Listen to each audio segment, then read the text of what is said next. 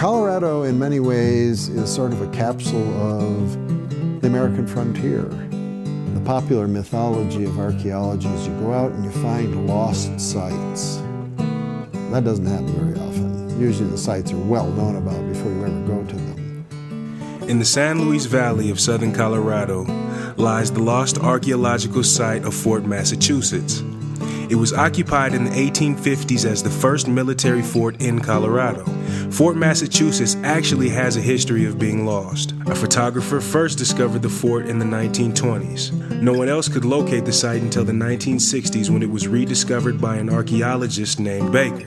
Baker excavated for 3 seasons and documented the fort's location. After Baker's death, his notes went missing and the location of the fort was lost again. In 2009, Dr. Richard Goddard and Doug Blake rediscovered Fort Massachusetts with the help from the Trinchera Ranch. You think about them, other military posts are all ready for fighting, but no fighting ever took place at Fort Massachusetts. They basically were trying to survive, do their job, and live as comfortably as possible on a frontier that could sometimes be rather brutal.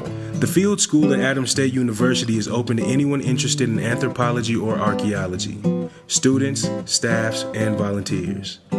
We introduce them to a number of forms of what is known as remote sensing. This is the use of technologies such as electrical resistance or ground-penetrating radar, which helps us find archaeological remains underneath the ground before we actually start digging. The location itself is a unique experience in archaeology because it is remote. These students will spend 6 weeks living in tents and preparing their own meals and trying to contend with the weather and contend with wild animals coming into camp.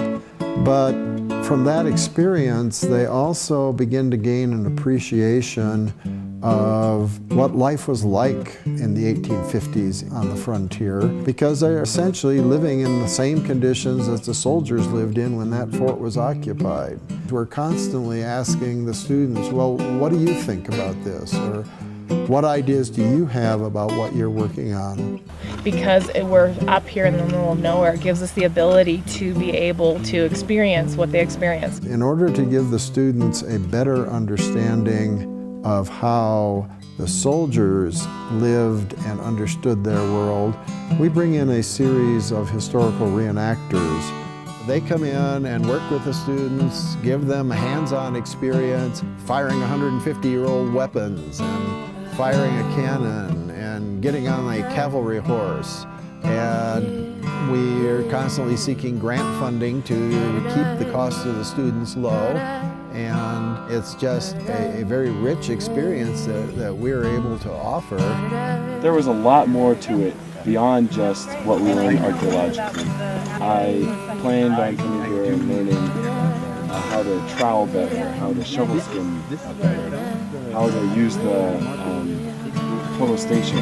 But when I came out here, they just filled us with information. I mean, between the staff here and the reenactors they brought in, it was a great experience, so I'm really glad I came. There are very, very few military sites from that period that can be investigated with archaeology.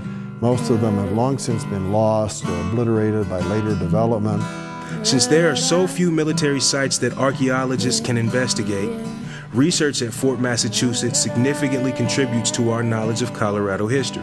So this was some little girl's, probably her favorite possession, until she dropped it one day and it fell through between the floorboards and she never got to see it again until we found it. It's more than just doing archaeology, just digging. True archaeologists crave an understanding of the past in its own terms. The mundane details of how people lived their lives, how they survived, what caused them to suffer, what gave them joy, and how they saw their world. That is what can be experienced at Fort Massachusetts. It's better and better every year. Got a good crew, I gotta say. This is one of the better years, actually the best year so far.